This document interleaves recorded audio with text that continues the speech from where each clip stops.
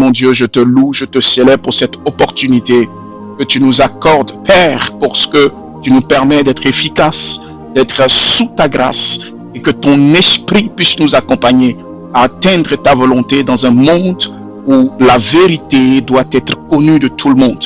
Éternel, mon Dieu, nous te bénissons pour cette opportunité extraordinaire que tu nous donnes aujourd'hui de pouvoir être devant ta présence pour te célébrer. Nous te bénissons parce que tu es extraordinaire et tu as béni des vies, parce que ceux qui ont compris ce message, tu les as transformés. Nous voulons être capables d'équiper, de transformer, de former et d'envoyer des vies vers toi pour l'éclosion du royaume, la manifestation du royaume et l'impactation du royaume sur la terre. Nous te bénissons, utilise-moi comme ton marchepied, utilise-moi comme, Seigneur, ta serpillière limite pour nettoyer, absorber l'ensemble de l'onction que tu as à disposition. Amen. Que Dieu vous bénisse. Shalom. Nous allons commencer. Alors, j'espère que tu as compris un tout petit peu. Pour ceux qui suivent, vous avez sur YouTube, vous avez dans le groupe WhatsApp, vous avez des messages qui vous parviennent. Donc j'espère que vous avez eu le temps d'écouter ces messages-là afin de pouvoir vous permettre d'être à jour spirituellement sur le sujet et mentalement. Alléluia. L'un des drames de cette génération, l'un des problèmes de cette génération, c'est que dans cette génération, les gens ont l'esprit de familiarité. C'est-à-dire qu'ils se disent qu'ils comprennent déjà tout, ils savent déjà tout, et ce qui fait qu'ils perdent les compétences nécessaires d'acquérir la vérité. La vérité n'est que vérité quand au moment où elle arrive vers toi, elle constate que tu ne savais pas, alors elle devient une vérité. Si tu sais déjà, si tu connais déjà la vérité, pourquoi te dire encore une fois la vérité? Ça n'aura pas l'effet nécessaire. C'est pour ça que la vérité vient elle fonctionne, elle marche dans la vie de ceux qui ont l'humilité de l'accepter. Si tu dis, je connais déjà la vérité, certainement, il n'y a pas besoin qu'on te dise la vérité.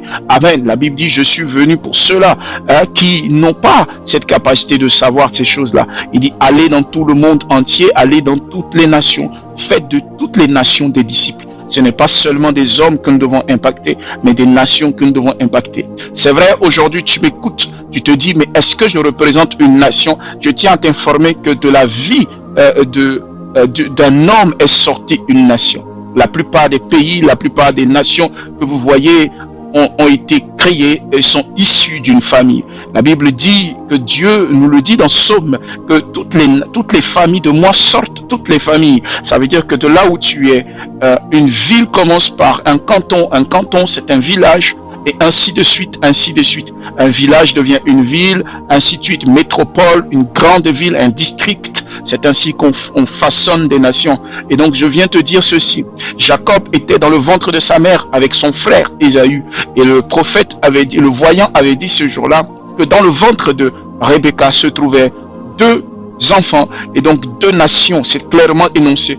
Deux nations. Tu représentes une nation. Si tu es touché par l'esprit, que tu as compris le message du royaume, c'est toute une famille qui sera touchée. C'est toute une génération qui sera touchée. C'est pour ça que Satan ne laissera jamais l'opportunité de te distraire, ne manquera pas l'opportunité parfois de te distraire par des faux messages, par des informations inutiles pour que tu rates le royaume. Je tiens à t'informer que ici nous parlons du royaume et nous avons la grâce d'avoir ce livre-là que nous avons pu entendre et éditer par l'Esprit et par la grâce de Dieu en cette génération. Les quatre règnes que vous voyez ici, je crois que vous pouvez le voir, la caméra vous permet de voir, vous devez en posséder un.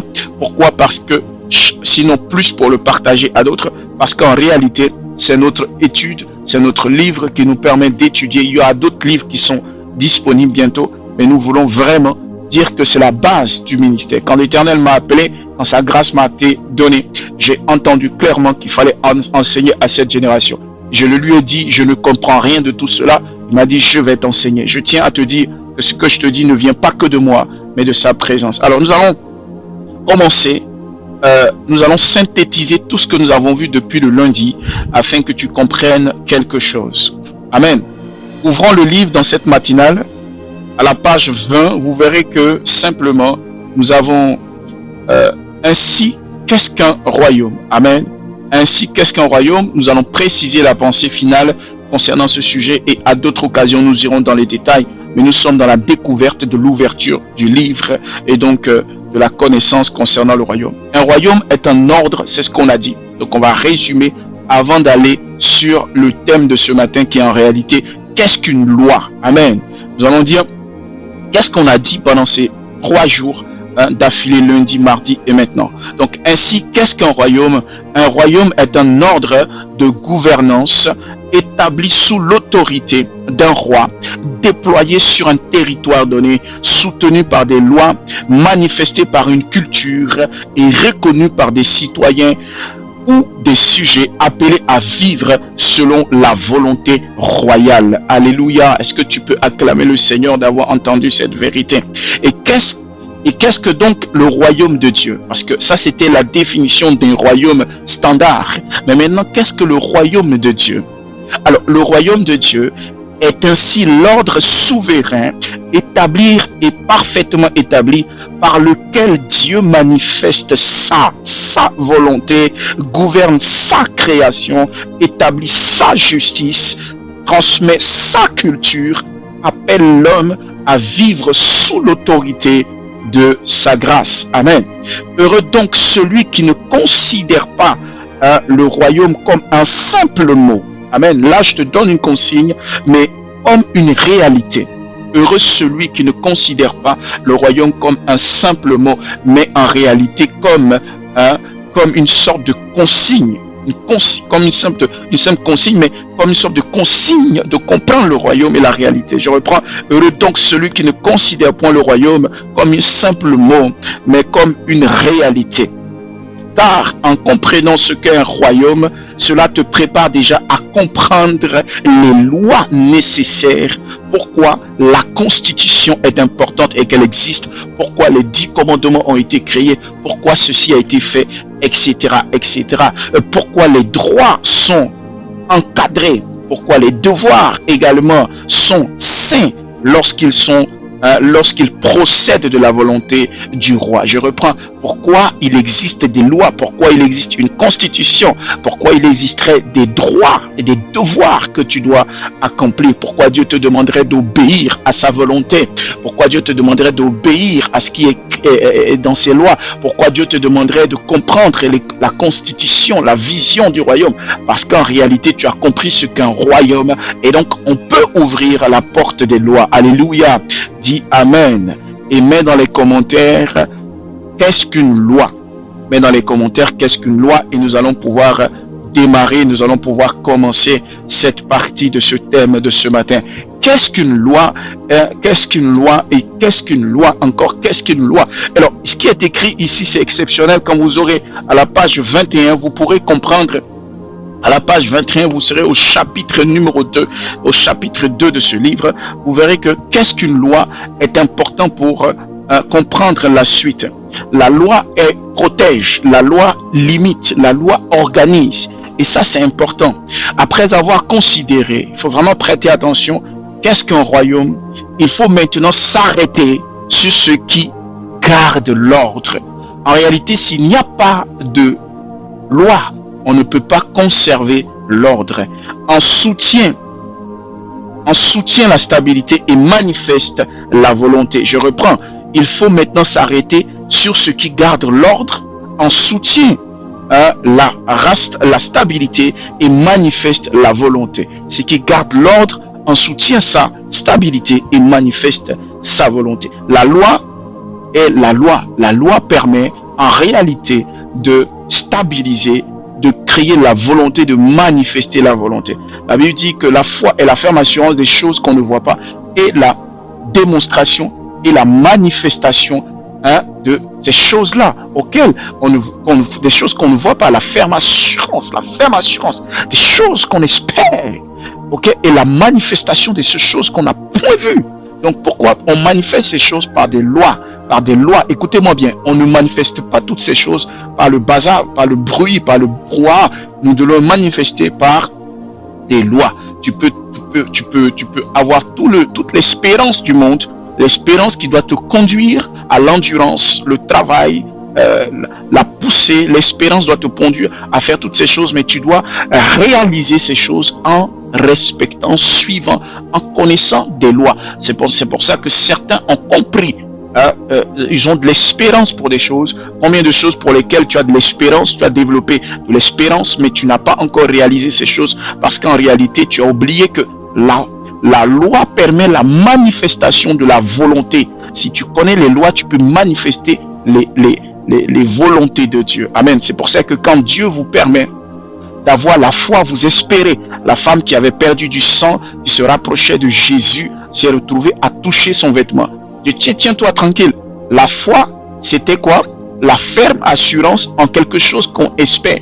Elle espérait guérir, mais elle a respecté une loi. Écoute-moi bien. Il y a une loi pour laquelle tu n'as pas encore connaissance. Il y a une loi dont tu n'as pas encore connaissance. Et une loi que tu ne maîtrises pas, ou il y a des lois que tu ne comprends pas dans le royaume et qui font de toi une personne vulnérable et qui font que tu as besoin de comprendre ces lois afin de manifester ce en quoi tu espères. Est-ce que tu m'entends ce matin? Ce en quoi tu espères existe, ce en quoi tu espères existe, mais tu as besoin de partir sur cette dimension, de dire Seigneur, j'espère, mais vous savez, beaucoup de chrétiens, beaucoup de fanatiques, beaucoup de croyants ont un problème, c'est qu'ils se disent j'ai la foi, mais je vois que ça ne marche pas. La foi est la ferme assurance des choses auxquelles on espère. Déjà, il faut savoir espérer. Espérer permet de créer l'endurance, créer le comportement, créer un caractère nouveau, créer une mentalité. C'est ça l'espérance. Quand Dieu te fait passer par des choses, quand tu découvres des choses, quand tu entretiens cette espérance en toi, ça te crée un caractère. Mais tu peux avoir un caractère et la chose n'arrive pas. Pourquoi? Parce que tu as le caractère, mais tu n'as pas la connaissance des lois qui permettent de réaliser ce pourquoi tu as développé un caractère. Alléluia. Et c'est très important. C'est ainsi que Dieu dit à Abraham, je t'appelle. Mais quand il appelle Abraham, il développe le caractère d'Abraham pendant près d'une vingtaine d'années avant qu'il obtienne un enfant. Et pendant cette période-là, il faut que Abraham développe cette capacité, ce caractère, cette carapace, ce que vous appelez finalement la foi, mais c'est une portion de la foi. Et donc à la fin, il fait faire un test grandeur nature, un grand test final. Il fait vivre à Abraham des étapes. La loi du donner, la loi de l'offrande, la loi des sacrifices. La loi, ce sont des lois qui existent dans le règne humain, dans le règne spirituel qui lui fait vivre. J'ai parlé la dernière fois de certaines lois, on va les découvrir à foison au fur et à mesure qu'on évolue. Mais il a commencé à pratiquer un certain nombre de lois. Partout où il passait, il érigeait des autels, il faisait des autels à Dieu, il bénissait l'Éternel, il élevait le nom de l'Éternel, il respectait un certain nombre de lois. Mais jusqu'à la fin, l'Éternel lui a fait faire un ultime sacrifice, celui d'essayer de donner son fils. Je dis bien essayer de donner son fils, parce que son fils n'a pas été récupéré. Mais quand Abraham a respecté cette instruction, les choses ont transformé sa destinée et il est passé à un autre niveau. Il a été considéré par l'humanité entière comme le père de la foi. Ce que je viens de te faire comprendre, c'est une loi fondamentale. Tu ne peux pas atteindre ou réaliser ce pourquoi Dieu t'a appelé. Si tu as l'espérance dans la chose, c'est bien. Ça va développer ton caractère. Faut-il encore savoir à quoi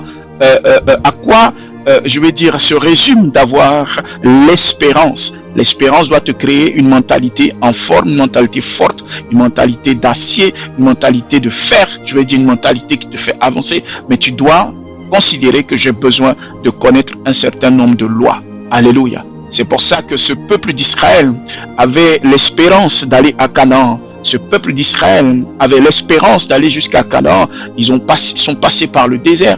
Dieu a fait des choses dans leur vie. Mais à un moment donné, il fallait qu'on leur donne des lois qu'ils doivent suivre. Sinon, ils ne seront pas ce peuple que Dieu veut. Vous espérez, vous avez besoin de lois. Et c'est ainsi que le royaume est régi par des lois. Que Dieu vous bénisse. Nous continuons notre découverte au chapitre 2. Qu'est-ce qu'une loi de manière fondamentale, de manière générale, de manière, définitionnelle? Nous devons mettre le contexte d'une loi. Car nul royaume, écoute-moi bien, nul royaume ne demeure dans la paix si sa loi est méprisée. Nul royaume ne demeure dans la paix si sa loi est méprisée. Ignoré ou perverti. Un royaume ne peut pas continuer à demeurer dans la paix si les lois qu'il a sont méprisées. négligée ou pervertie, changée, modifiée à foison comme les gens y veulent ou les gens désobéissent. Et nul citoyen dans une nation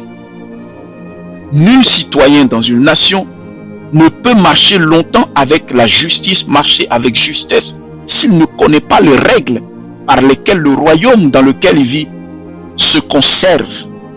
C'est-à-dire que la nationalité dont tu jouis aujourd'hui, la nationalité que tu as aujourd'hui, tu ne peux pas la conserver aussi longtemps que tu marches point dans les lois et les règles et dans les lois qui ont été régies, qui régissent cette nation ou qui régit le royaume dans lequel tu souhaiterais ou tu vivrais. La loi n'est pas d'abord une contrainte étrangère. La loi n'est pas quelque chose qu'on doit t'imposer. Elle ne s'impose pas à la vie. Elle est l'expression stable d'une volonté souveraine. C'est l'expression, c'est-à-dire c'est la volonté, c'est la manière de s'exprimer d'une souveraineté stable. Elle traduit dans des limites visibles une sagesse qui est invisible. Elle va traduire dans les limites visibles une sagesse invisible. À méditer ce que je viens de te dire. Ça veut dire que dans le monde dans lequel tu es, le respect des lois va créer la manifestation d'un certain nombre de choses visibles, mais qui sont limitées dans le temps. C'est ainsi que tu veux une voiture, tu veux une maison, tu veux un certain montant, mais c'est limité naturellement, puisque le montant que tu vas avoir, la maison que tu vas avoir a une couleur unique. Je n'ai jamais vu quelqu'un à une voiture. Aujourd'hui, en tout cas pour l'instant, dans le monde dans lequel nous sommes, peut-être ça existe sous d'autres cieux. Je n'ai pas encore vu de mes propres yeux une voiture qu'on achète tout le temps et qui se promène partout. Et naturellement, à toutes les couleurs du monde sur elle, finalement, elle ne change pas de couleur. Non, c'est pas possible. Quand vous achetez une voiture, normalement, vous avez une seule couleur de voiture. On appelle ça la couleur de la voiture, un coloris. Vous avez une seule couleur. Vous achetez en bleu, en rouge. Vous pouvez faire des dégradés si vous voulez, mais la plupart des voitures ont une seule couleur. Pourquoi? Parce que c'est limité à ce que tu as acheté. Tu veux réaliser quelque chose de limité. La voiture est limitée. Elle est limitée dans le temps. Tu ne peux pas construire une maison. Même si tu mets toutes les couleurs, tu seras limité dans le nombre de couleurs. Tu feras tout ce que tu veux, mais tu seras limité. D'ailleurs, ton terrain est limité pour que les voisins puissent exister, pour que les gens puissent exister. Donc, je reprends. Je vous ai dit d'avoir votre portion de livre. Faites tout pour l'avoir. Ne cherchez pas à ce qu'on... Ayez le livre. La loi n'est pas d'abord une contrainte étrangère à la vie. Elle est l'expression stable d'une volonté souveraine. Elle va traduire dans les limites visibles une sagesse invisible. Quand tu vis dans une nation et que cette nation produit des véhicules, cette nation permet aux gens de vendre des voitures. Tu accèdes à l'achat d'une voiture par le respect d'un certain nombre de lois. Tu peux importer une voiture par le respect d'un certain nombre de lois. Donc la loi va te permettre de traduire des choses invisibles en des choses limitées, mais qui sont visibles. Et donc le respect des lois te permet, je reprends, c'est par le respect des lois qu'on arrive à atteindre la matérialisation des choses visibles. Écoutez, aujourd'hui vous êtes comme vous êtes. Vous verrez un jour que beaucoup de gens écouteront mes messages. Ce que je suis en train de dire, profitez-en maintenant pour en faire de vos vies vous-même des exemples palpables.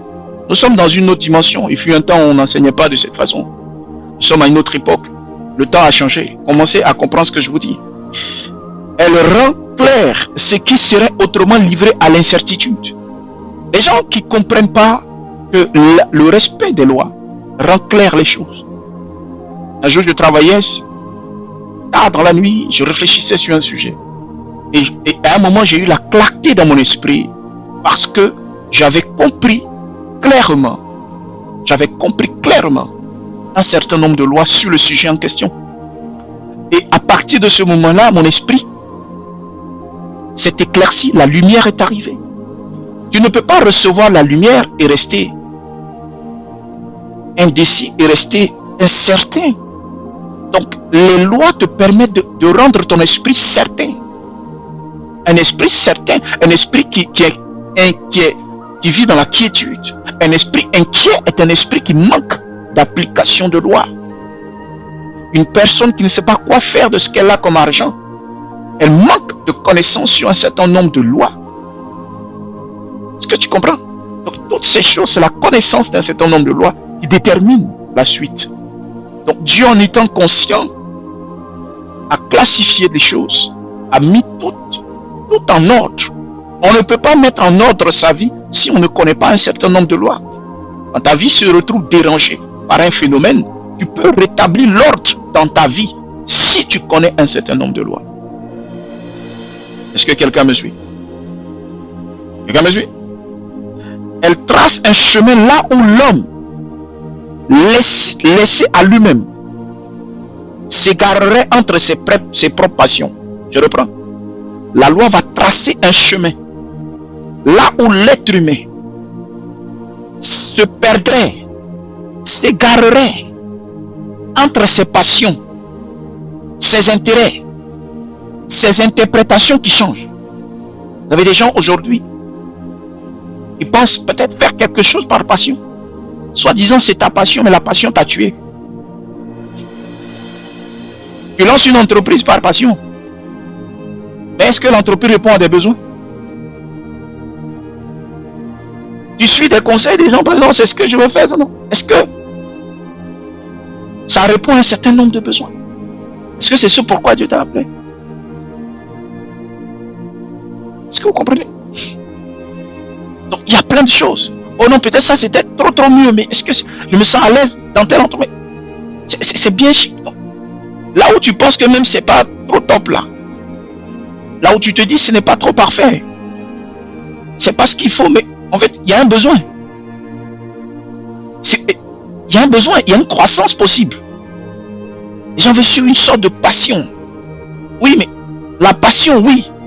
Mais parfois ils ne savent même pas pourquoi ils sont passionnés. Est-ce que tu sais qu'on peut créer la passion? Quelqu'un peut te pousser à avoir de la passion pour quelque chose. On peut te encadrer jusqu'à ce qu'on peut te pousser à avoir de la passion. Les gens font ça par la publicité intensive. Tu te dis j'aime quelque chose, mais en réalité peut-être c'est parce que tu as regardé trop la télé. Est-ce que tu comprends ce que je veux dire? C'est ainsi que les hommes disent j'aime tel type de femme. J'aime tel type les autres femmes disent j'aime tel type d'homme. Mais en fait, en vérité, ils se rendent compte que quand ils prennent ce type de femme, après ils se rendent compte que non, c'est pas ce que je voulais. Donc vous voyez, la loi va tracer un chemin pour quelqu'un ce matin. Alléluia. La loi va tracer un chemin pour quelqu'un ce matin. Je parle de la loi que Dieu a installée dans l'univers entier, dans le système qu'il a mis en place dans son royaume. Quand tu connais les lois, ça trace une voie. Tu connais les lois, tu sais que en fait, Dieu est en train de tracer une voie. Au lieu que toi, la loi trace des voies. Une nation, un étudiant. Écoutez, prenez dans un pays normal, un pays sérieux qui se respecte, un pays qui a produit, qui permet de créer de la richesse, un pays normal, stable.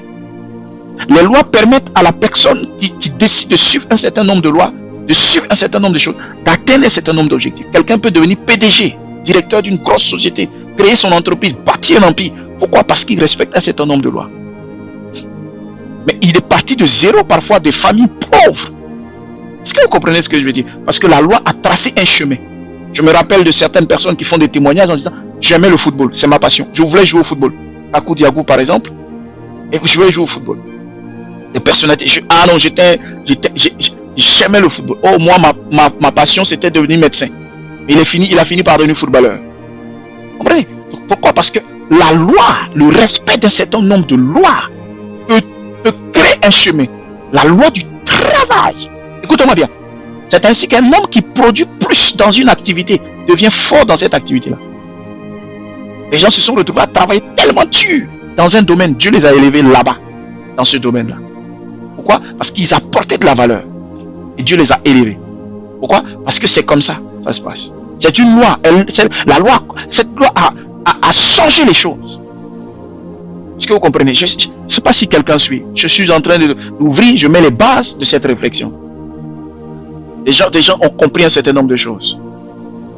Amen. Quelqu'un a marié une femme et par l'application d'un certain nombre de lois de elle et son époux, les deux en appliquant un certain nombre de lois, ils pensaient être égarés.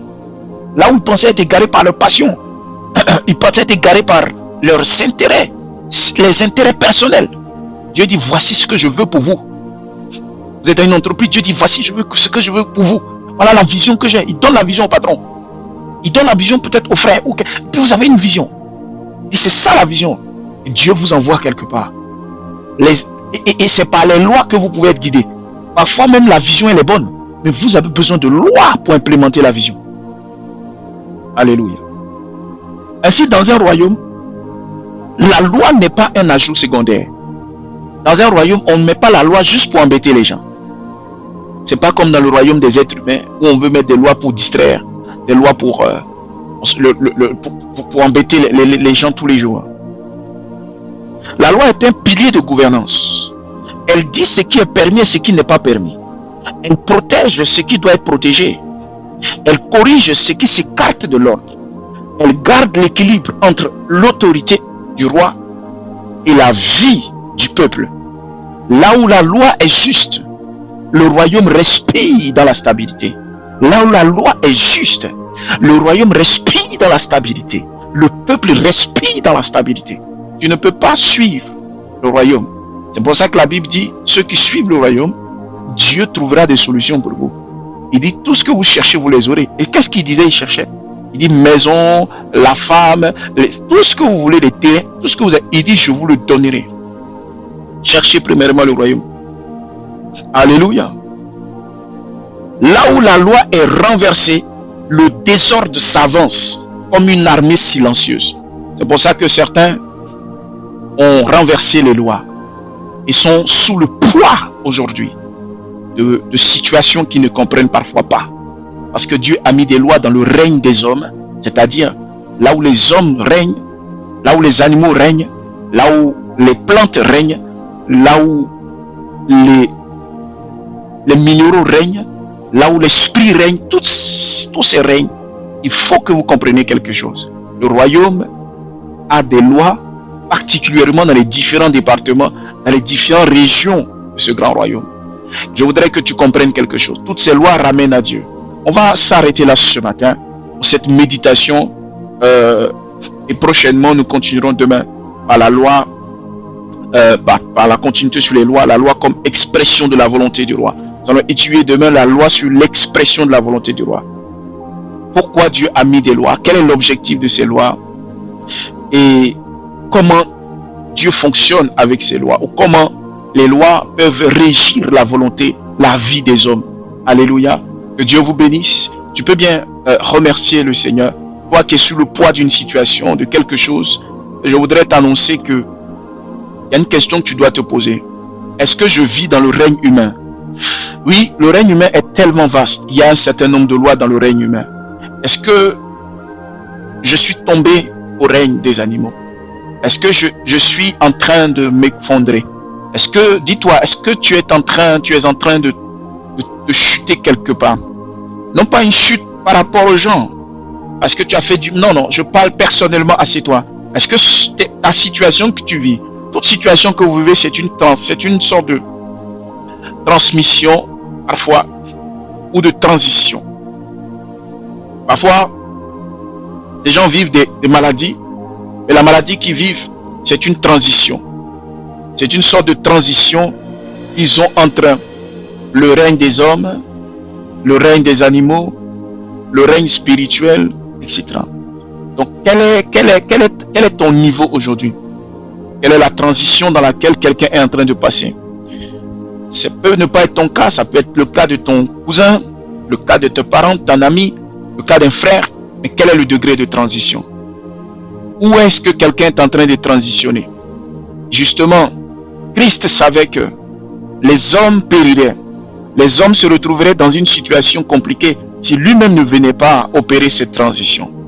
Je voudrais ce matin que tu comprennes que même pour le Fils de Dieu, c'est-à-dire pour l'Esprit, pour Christ pour venir sur la terre, pour que Christ se manifeste sur terre, au travers de la vie de Jésus, il lui fallait clairement qu'il puisse descendre dans le corps d'un homme, faire une transition, passer du règne de l'Esprit, du règne du spirituel, du règne divin au règne humain. Et je prie que tu puisses de là où tu es, au minimum, atteindre, rester stable dans le règne des hommes, tout en étant connecté au règne spirituel. Nous n'avons même pas abordé les différents types de règne parce que nous sommes à l'introduction, nous étudions tranquillement. Je vous encourage à la voir Que Dieu vous bénisse énormément. Que sa grâce soit avec vous. Au nom suprême de Jésus. Pour ceux-là qui n'ont pas